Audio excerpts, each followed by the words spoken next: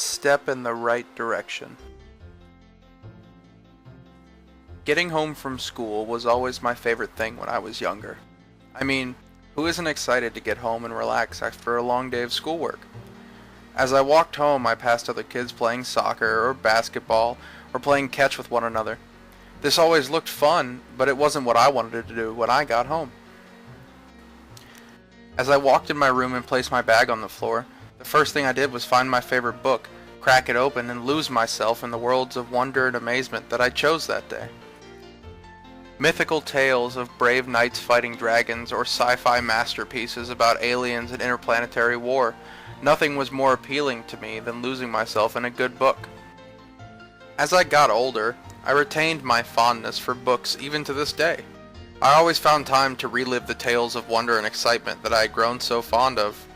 Although, I became more aware of those around me that didn't have this passion that I had about literature.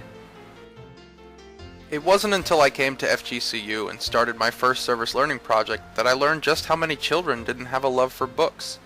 Many children didn't love books, not for a lack of want, but because they lived in an impoverished neighborhood or household that couldn't afford to supply them with the books they needed. This was wrong, and I knew that I needed to find a way to do something about it, but I didn't know where to start. That's when I found the nonprofit organization K is for Kids. I had never heard of them before, but they had been taking steps for years towards supplying children with the books they wanted or needed to improve their lives for the better. Their motto, building readers and leaders, was so inspirational to me because it showed me that not only were they supplying children with the books they needed, but they were also coaching them to become the leaders they were truly meant to be. I worked with the founder, Karen Clausen, helping her collect donations, participating in their high school leadership council as a college advisor, and even helping them to create a commercial to market themselves to the surrounding area. Every day that I worked with K is for Kids, I knew that I was making a difference, improving the life of every child we interacted with, and helping to build a new generation of readers and leaders. I spent 2 years working with K is for Kids and doing everything that I could to help them in their mission.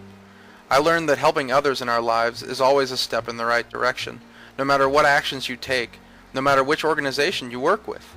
Volunteering always begins with a single step, and the only important thing is making sure that that step is in the right direction.